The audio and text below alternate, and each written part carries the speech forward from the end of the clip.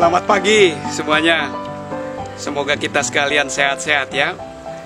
Kita akan beribadah bersama saya Pendeta Ruben Rewasan dalam ibadah Minggu 24 Mei 2020. Dalam ibadah kita kali ini kita akan bersama-sama berbicara tentang saling menguatkan. Saya pikir tema ini tema yang baik karena kita memang dalam kondisi pandemi corona yang kita hadapi bersama-sama. Kita harus hidup saling menguatkan. Selamat beribadah. Tuhan Yesus memberkati.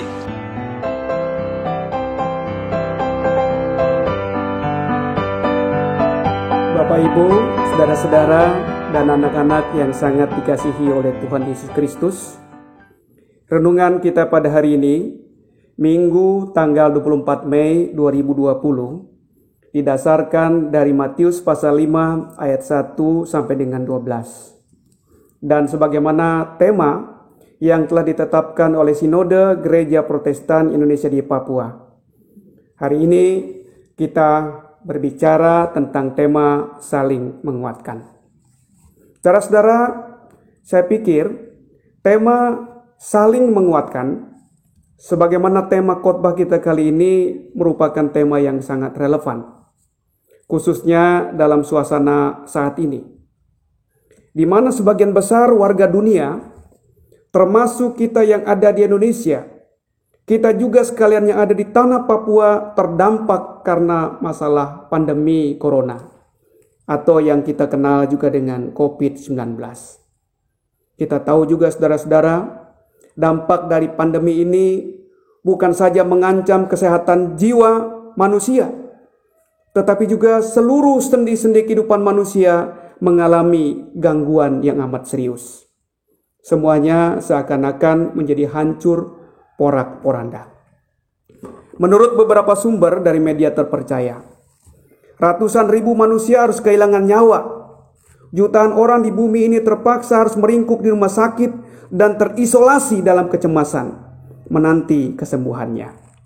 Sebagian besar penduduk bumi berada dalam bayang-bayang ketakutan. Bahkan di antara mereka mengalami depresi, goncangan jiwa karena wabah corona yang penyebarannya sangat cepat dan seakan-akan hendak membinasakan kita sekalian yang ada di atas muka bumi ini. Baru-baru ini, Perhimpunan Dokter Spesialis Kesehatan Jiwa Indonesia mengadakan penelitian terhadap 1.500 orang yang terdampak corona.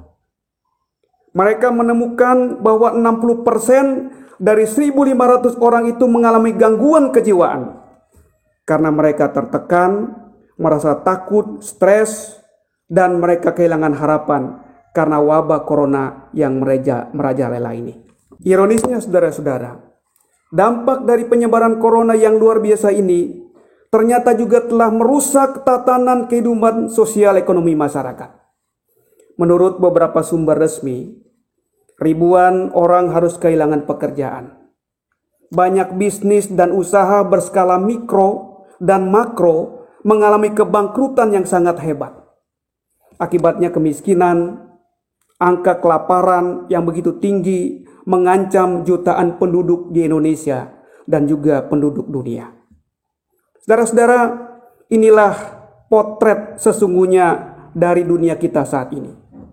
Kesakitan, kematian, kemiskinan, kelaparan, dan ketakutan menjadi warna yang begitu dominan dari potret buram bumi kita sekarang ini. Saudara-saudara, apakah potret dunia yang suram ini dan menyedihkan ini karena wabah corona mengharuskan kita terus meratap dalam ketakutan dan ketidakpastian? Secara jujur saudara-saudara harus kita akui bahwa banyak di antara kita seakan kehilangan harapan dan hidup dalam ketidakpastian. Apalagi kita tahu bahwa sampai saat ini para ahli pun belum bisa menentukan sampai kapan pandemi ini akan berakhir. Namun saudara-saudara, di balik kegalauan ini, sesungguhnya sebagai orang percaya kita sekalian diingatkan bahwa segala yang terjadi di atas muka bumi ini ada di bawah kendali Tuhan Allah. Dan kalau semua ada di bawah kendali Tuhan Allah, maka sudah barang tentu pandemi corona yang saat ini kita alami pun ada di bawah kendalinya. Oleh karena itu pula saudara-saudara, dalam suasana yang seakan tidak menentu ini, kita diingatkan agar kita sekalian tidak kehilangan harapan, kita tidak kehilangan iman, sebab segala sesuatunya ada di bawah kendali Tuhan Allah. Dan kita tahu saudara-saudara, semua yang ada di bawah kendali Allah akan menuju damai sejahtera. Yeremia pasal 29 ayat 11 mengatakan, sebab aku ini mengetahui rancangan apa yang ada padaku mengenai kamu. Demikian firman Tuhan, yaitu rancangan damai sejahtera dan bukan rancangan kecelakaan, untuk memberikan kepadamu hari depan yang penuh harapan. Itulah sebabnya, saudara-saudara, dalam kaitannya dengan rancangan damai sejahtera Allah, Tuhan Yesus dalam teks bacaan kita pada hari ini, dari Matius pasal 5 ayat 1 sampai dengan 12, yang merupakan rangkaian khotbahnya di atas bukit, juga mengatakan ucapan berbahagia, ucapan sejahtera sebagai jaminan penyertaan kepada para pengikutnya yang mengalami keterpurukan, yaitu bagi mereka yang miskin, orang yang berduka, orang yang lapar dan teraniaya. Yesus menegaskan dalam khotbahnya bahwa kelak mereka yang teraniaya, mereka yang lapar, mereka yang miskin, mereka yang tertindas akan mendapatkan kebahagiaan sejati dalam rancangannya. Karena itulah saudara-saudara, dalam khotbahnya di bukit, Tuhan Yesus mengharapkan agar pengikutnya, walau mereka menjadi miskin, walau mereka berduka cita, walau mereka lapar dan teraniaya, tetapi pengikut Yesus diajarkan untuk bersikap lemah lembut, bersikap murah hati, dan menjadi pembawa damai. Sekarang saudara-saudara, dari bacaan ini kita bisa menyimpulkan bahwa bumi dan isinya ada di bawah kendali Allah. Dan dalam kendalinya itu, Allah merancangkan kebaikan dan kesejahteraan bagi orang yang percaya padanya. Oleh karena itu pula bisa jadi saudara-saudara, dalam kendalinya Allah mengizinkan kita berproses dalam rupa-rupa kesulitan. Termasuk Allah mengizinkan kita berproses dalam pandemi corona yang telah membuat kita seakan tercekam dalam kesulitan dan ketakutan. Tujuannya kita paham juga saudara-saudara. Tujuannya adalah agar kita semakin matang dalam rancangan Tuhan. Kita semakin menjadi orang Kristen yang tegar, tahan uji, dan tidak cengeng dalam rupa-rupa kesusahan.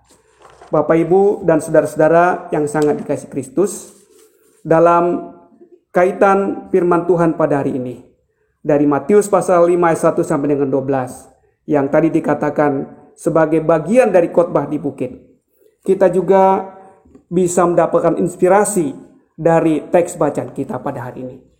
Dari teks bacaan kita pada hari ini kita bisa menyimpulkan bahwa kemiskinan, duka cita, dan kelaparan, dan aniaya bisa jadi diizinkan oleh Allah agar kita menjadi orang Kristen yang matang dalam hal mengikut Yesus Kristus.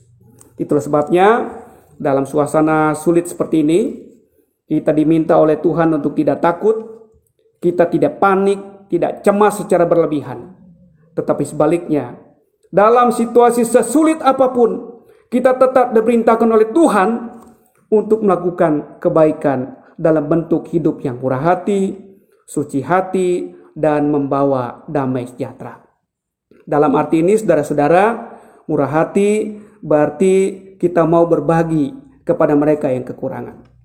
Walaupun kita sendiri susah, tetapi orang Kristen yang murah hati akan merasa kaya dalam kekurangannya. Seperti janda miskin yang memberikan persembahan terbaik di mata Tuhan Yesus.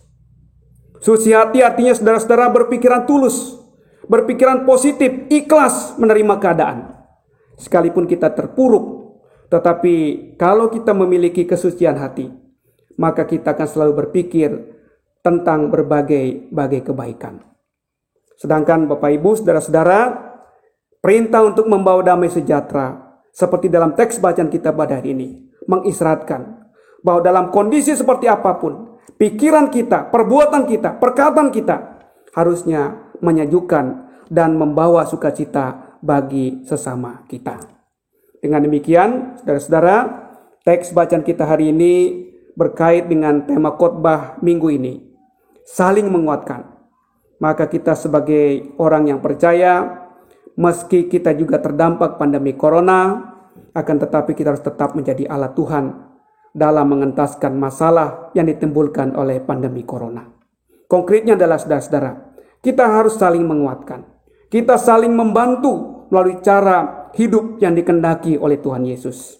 Yaitu, jadilah orang Kristen yang murah hati melalui kehidupan yang nyata. Jadilah orang yang berpikiran suci hati dan selalu membawa damai sejahtera. Apalagi saat ini amat banyak orang yang membutuhkan uluran tangan kita.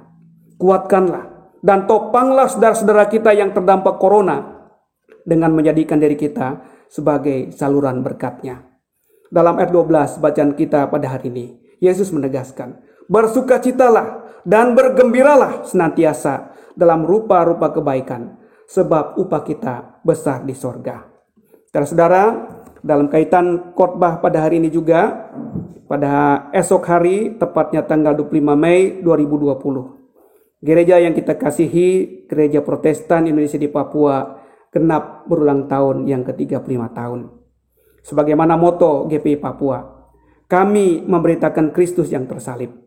Maka hendaknya bacaan kita pada hari ini juga memotivasi kita sekalian meneladani Kristus yang telah menyerahkan dirinya untuk kebaikan umat manusia. Dengan demikian, saudara-saudara, saling menopang dalam kesulitan. Murah hati sebagai ungkapan syukur ulang tahun GPI Papua, sekaligus sebagai wujud menyatakan komitmen kita dalam memberitakan Kristus yang tersalib.